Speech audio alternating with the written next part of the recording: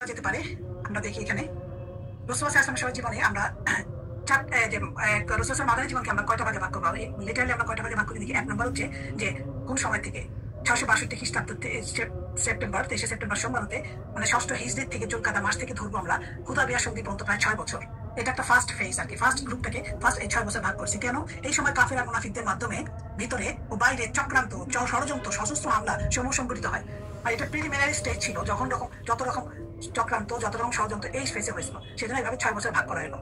ইসলামকে সমূলে উৎপাদিত করার জন্য এই সময় সর্বমোট 50টি ছোট বড় যুদ্ধ অভিযান সমূহ পরিচালিত হয়। 50টি।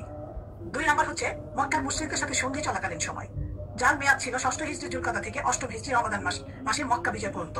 এটা 2 বছর ছিল, তাহলে 6-8 বছর গেল এখানে। এই সময় কিছু প্রধানত ইহুদি ও তাদের মিত্রদের সাথে ছোট বড় 22টি যুদ্ধ সংঘটিত হয়।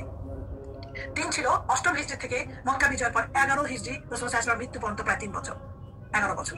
এই সময় দলে দলে লোকেরা ইসলামে প্রবেশ করতে থাকে। চারদিক থেকে গোত্র নেতারা প্রতিনিধি দল নিয়ে মদিনায় এসে ইসলাম গ্রহণ করেন। রাসূল সাল্লাল্লাহু আলাইহি ওয়াসাল্লাম বিদেশি রাজন্যবর্গের নিকট ইসলামের দাওয়াত দিয়ে দূত মারফত পত্র প্রেরণ করেন। এই সময় হবল, নাদ, মানাত, উজ্জা, সুয়া প্রভৃতি প্রসিদ্ধ মূর্তিগুলোকে ভেঙে দেওয়া হয়। এই সময় হুনাইন যুদ্ধ ও রোম সম্রাট হেরাক্লিয়াসের বিরুদ্ধে তাবুক যুদ্ধে গমন। এই সর্বশেষ সারি ওসামা বেগম সহ মোট 18টি মিলে মাদানী জীবনের 10 বছরে প্রায় ছোট বড় 90টি যুদ্ধ অভিযান সমূহ পরিচালিত হয়। 90টি যুদ্ধ, চিন্তা করা যায়।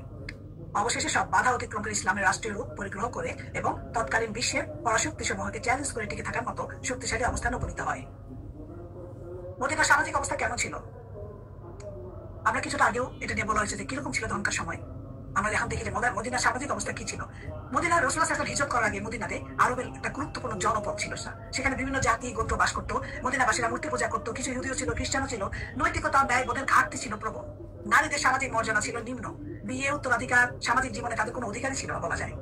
তো কোন সময় যায় প্রথমবার যখন ওরা আসলো, এটা এই পয়েন্ট আমি আগে বলছি যে 70 সালে প্রথমবার এবং 132 থেকে 35 সালে দ্বিতীয়বার খ্রিস্টান রোমকদের হামলায় বাইতুল মুকাদ্দাস অঞ্চল থেকে বিতাড়িত হয়ে ইহুদিরা ইয়াদ্রিব ও হিজাজ অঞ্চলে হিজরত করেন।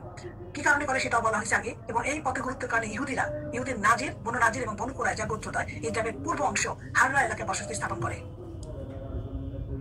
অপর গোত্র কাইনুকা, যেটা তারা বসতি স্থাপনের নিম্নভূমিতে। কাইনুকা শাখা গোত্র সময়ের আরবি নাম দেখে এদেরকে মনে হয় যেন আরবি থেকে ধর্মান্তরিত ইহুদি বলে মনে করতো অনেকে। যেমন এই ধরনের নাম ছিল তাদের, বনু ইকরিমা, বনু মুআবিয়া, বনু আউফ। এই কারণে তাদেরকে বলতো যে তারা আরবি থেকে আসছে। 3টে প্রধান গোত্র ছাড়া তারা ছিল আরো 20টির অধিক ছোট ছোট গোত্র, ইহুদি শাখা ছিল। তারা বিভিন্ন জায়গায় ছড়াই ছিটিয়ে থাকতো। অন্যদিকে আউস আর খাজরাজ যারা ইসলাম পুত্র নাবিদের বংশধর ছিল এবং ইয়ামেনের আজদ গোত্রের দিকে সম্পর্কিত ছিল, তারা ছিল আপন 2 ভাই যারা উত্তর হিজাজ শাসন করতেন। তারা খ্রিস্টীয় 207 সালে দিকে ইয়ামেন থেকে বেরিয়ে বিভিন্ন সময় ইয়াথরিবে হিজরত করেন। সেখানে পূর্ব থেকে অবস্থানরত ইহুদিরা তাদেরকে ইয়াথরিবের অনুর্বর এবং পরিত্যক্ত এলাকায় বসবাস করতে বাধ্য করে। ওরা আসার পর ওদেরকে ঠেলে নিচের দিকে নামায় করতো, কারণ তখন তো ইহুদিদের মাতব্বরি ছিল সবকিছুতে। তারা তখন ওদেরকে নিচের এলাকাতে নামাই দিয়েছিল। আউসরা বনু নাজির এবং বনু কুরাইজার কাছাকাছি ছিল প্রতিবেশী এবং খাজরাজরা ছিল বনু কাইনুকার প্রতিবেশী। আউসদের এলাকাটা ছিল খাজাতের এলাকাতে চাইতে অধিকতর উর্বর, মানে ওখানে ওরা ফসল টসল খুব ভালো করতে পারতো। এখানে মাটিটা খুব উর্বর ছিল তখন ওদের। ফলে তাদের মধ্যে নিয়মিত হানাহানি, যুদ্ধ বিগ্রহের একটা কারণ ছিল। ইহুদিরা উভয় গোত্রের উপর কর্তৃত্ব করতো। তারা উভয় দলের মধ্যে যুদ্ধ লাগিয়ে দিত, আবার উভয় দলের মধ্যে সন্ধি করে দিত। এটাই ছিল ইহুদিদের প্যাচ, এখনো তাই করে তারা। তাদের মধ্যকার সবচেয়ে বড় রক্তক্ষয়ী যুদ্ধ ছিল হিজরতের পূর্বে 5 বছর পূর্বে বোয়াস যুদ্ধ, যাতে আউসরা খাজরাজের উপর জয়লাভ করে। কিন্তু উভয় গোত্র সর্বদা পুনরায় পরস্পরের প্রতি যুদ্ধের আশঙ্কা করত।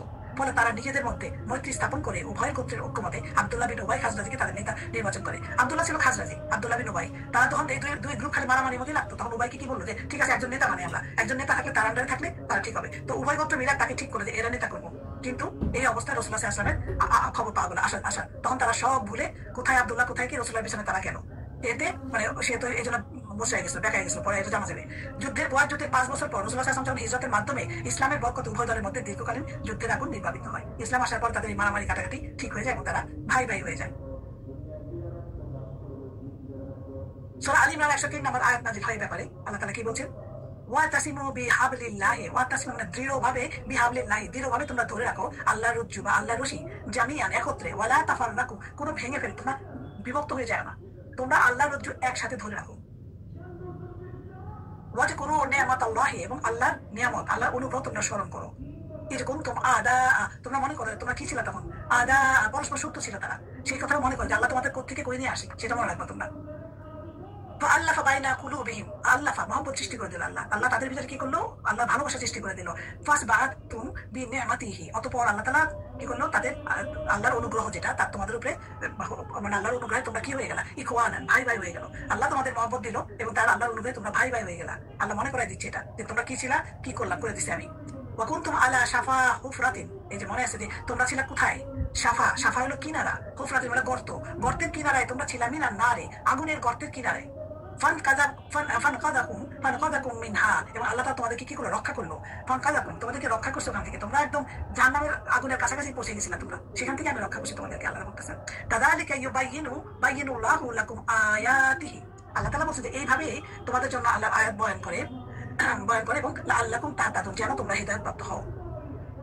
আল্লাহ তাআলা এখানে বলতেছে যে আল্লাহকে ভয় করার বলার পর বলছে তোমরা সবসময় আল্লাহ রশিকে শক্ত করে ধরো। এবং এই আদেশে পরিষ্কার করে বলছে রশি কি? আল্লাহ রশি কি? অনুগত আকীদার মূল কি? আমরা জানি কোরআন এবং হাদিস, এই দুইটা কিন্তু সবার বেলায় বলছেন আল্লাহ তাআলা যে আল্লাহর রজ্জু বলতে আমরা দুইটা জিনিস বলছি, যে কোরআন এবং হাদিস, রাসূল সাল্লাল্লাহু আলাইহি ওয়াসাল্লামের হাদিস, এবং তোমরা কখনো পরস্পর বিচ্ছিন্ন হয়ে না বলছে, মানে তোমরা এই দুইটার থেকে এই দলে দলে ভাগ করো না, একদম থাকে এবং দুইটা জিনিস তোমরা ধরে রাখো সবসময়। তাহলে তোমাদেরকে আল্লাহ তাআলা বলছে যে রক্ষা করছি, তোমরা ইয়ের ভিতরে আর পড়বা না কোনো কিছু। মদিনার পরিবেশ কেমন ছিল?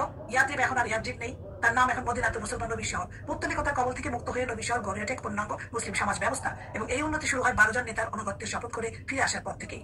তারা কেবল দাওয়াতের মিশন নিয়ে ঘুরে বেড়ায় দাঁড়ে দাঁড়ে। তাদের কাজের পরিসর, ব্যাপকতা ও পরিধি পূর্ণতা পায় 70 জন সাহাবী ফিরে আসার পর। 70 জন এই দলের সবার রাজনৈতিক প্রজ্ঞা ও সামাজিক জ্ঞান ছিল পূর্ণ মাত্রায়। একত্র হয়ে তারা এসে সিদ্ধান্তে পৌঁছেন যে তাদের দেশটি হবে পৃথিবীর বুকে মুসলিমদের প্রথম রাজধানী। বাইরের শত্রুর যে কোনো ষড়যন্ত্র রুখে দেওয়ার প্রস্তুতি তারা নিয়ে রাখেন। এরপরে রাসূলুল্লাহ সাল্লাল্লাহু আলাইহি ওয়াসাল্লাম মদিনায় তাদের কাছে হিজরত করে আসেন। মক্কা মদিনার সামাজিক অবস্থার মৌলিক পার্থক্য, এখন মৌলিক পার্থক্য আমরা মোটামুটি আন্দাজি করতে পারি। মক্কা মদিনার সামাজিক অবস্থার মৌলিক পার্থক্য এই ছিল যে মক্কার সমাজ ব্যবস্থায় কুরাইশদের একক প্রভুত্ব ছিল। ধর্মীয় দিক দিয়ে তাদের অধিকাংশ মূর্তি পূজারী ছিল, কিন্তু যদিও তারা এক কালিমার অনুসারী আর সবাই আল্লাহ আখিরাতে বিশ্বাসী ছিল, কিন্তু তারা মূর্তি পূজা করতো, হজ ওমরাও করতো তারা তাদের স্টাইলে। ইব্রাহিম আলাইহিস সালামের দিনের উপরে কায়েম আছে বলে তারা নিজেদেরকে হানিফ বা আল্লাহর প্রতি একনিষ্ঠ বলে দাবি করতো। এবং তাদের উদ্দেশ্য ছিল অভিন্ন, কিন্তু তারা বিভিন্ন পরিবারে ছড়িয়ে ছিটিয়ে ছিল। মক্কায় মুসলমানরা ছিল দুর্বল ও মজলুম এবং তাদের কোনো ক্ষমতা ছিল না। বিরোধী কুরাইশ নেতারা ছিল প্রবল ও পরাক্রমশালী, সকল ক্ষমতার হাতে তাদের হাতে ছিল। তারা বিগত নেককার লোকদের মূর্তির ওসিলায় আল্লাহর কাছে প্রার্থনা করত। এই ওসিলা পূজার কারণে তারা মুশরিক জাতিতে পরিণত হয়েছিল এবং তাদের রক্ত হালাল গণ্য হয়েছিল। যেসব উপাদানের উপর ভিত্তি করে দুনিয়াতে একটি সমাজ গঠন করা হয়, মক্কার মুসলমানদের হাতে তার কিছুই ছিল না। এই কারণে মক্কার অবতীর্ণ কোরআনের সূরা সমূহে কেবল ইসলামী দাওয়াতের বিবরণ দেওয়া হয়েছে। তারাও রাসূলুল্লাহ সাল্লাল্লাহু আলাইহি ওয়াসাল্লাম প্রচারিত নির্ভেজাল তাওহীদকে তাদের কপট ধর্ম বিশ্বাসী দুনিয়াবী স্বার্থের বিরোধী সাব্যস্ত করে রাসূলুল্লাহ সাল্লাল্লাহু আলাইহি ওয়াসাল্লামের ও মুসলমানদের রক্তকে হালাল গণ্য করেছিল। পক্ষান্তরে মদিনার সমাজ ব্যবস্থার ক্ষেত্রে কারও একক নেতৃত্ব ছিল না। মদিনার অবস্থা ছিল মক্কার চেয়ে সম্পূর্ণ আলাদা। ধর্মীয় দিক দিয়েও তারা ছিল এক ছিল না, বরং বা বংশ দিক দিয়েও এক ছিল না। সর্বশেষ বুয়াসের যুদ্ধের বিপর্যস্ত আউস ও খাজার প্রতিনিধিদের আমন্ত্রণে রাসূলুল্লাহ সাল্লাল্লাহু আলাইহি ওয়াসাল্লাম মদিনায় হিজরত করেন। এর দ্বারা মদিনাবাসীদের আন্তরিক কামনা ছিল যে তার আগমনের মাধ্যমে তাদের মধ্যকার দীর্ঘস্থায়ী যুদ্ধ দ্বন্দ্ব সংঘাতের অবসান ঘটবে। ফলে এখানে রাসূলুল্লাহ সাল্লাল্লাহু আলাইহি ওয়াসাল্লাম ছিলেন শুরু থেকে কর্তৃত্বের অধিকারী। মদিনায় গমনের পর প্রথম দিন থেকে ক্ষমতার লাগাম ছিল মুসলমানদের। মুসলমানদের উপর আর কারো আধিপত্য ছিল না। সংস্কৃতি, অর্থনীতি, রাজনীতি, যুদ্ধ সদৃশতা অনেক আইন কানুনের সম্মুখীন হতে হয়েছিল। কোন সমাজ একদিনে বা এক মাসে বা এক বছরে গঠন করা সম্ভব নয়। এর জন্য প্রয়োজন দীর্ঘ সময়, যাতে করে আস্তে আস্তে পর্যায়ক্রমে নির্দেশ দেওয়া যায় এবং আইন প্রণয়ন ও বাস্তবায়নের কাজ সম্পন্ন করা সম্ভব হয়। নির্দেশে আইন কানুন বাস্তবায়ন মুসলমানদের প্রশিক্ষণ ও পথ নির্দেশের দায়িত্ব ছিল সরাসরি রাসূলুল্লাহ সাল্লাল্লাহু আলাইহি ওয়াসাল্লামের উপর। সূরা জুমা 2 নং আয়াতে আল্লাহ তাআলা কি বলেন আমি শেষ করে দেব। ওয়াল্লাযী বাআসা ফিল উম্মিয়িনা রাসূলাম মিনহুম, আল্লাহ তাআলা কি বলছেন? তিনি পাঠিয়েছেন। কি পাঠিয়েছেন? ফিল উম্মিয়িনা, উম্মীদের মাঝ থেকে একজন রাসূল, তোমাদের মধ্যে উম্মীদের মাঝ থেকে একজন রাসূল তিনি পাঠিয়েছেন। ইয়াতলু আলাইহিম আয়াতিহি, যে তার তোমাদের কাছে তেলাওয়াত করবে তার আয়াতসমূহ।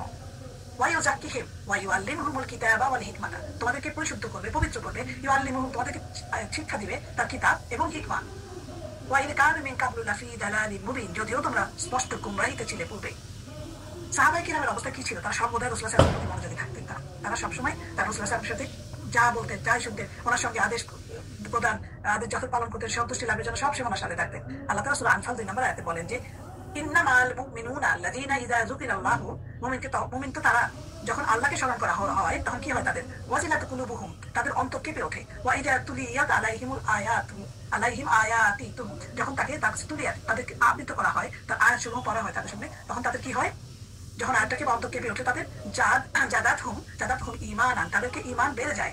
ওয়া আলা রাব্বিহিম ইয়াতাওয়াক্কালুন, এবং তাদের রবের উপরে ভরসা করে তারা। আমাদের লেসন এখন শেষ, আমি কুইজ 2 দেবো, তার আগে রেকর্ডিংটা স্টপ করে নিই।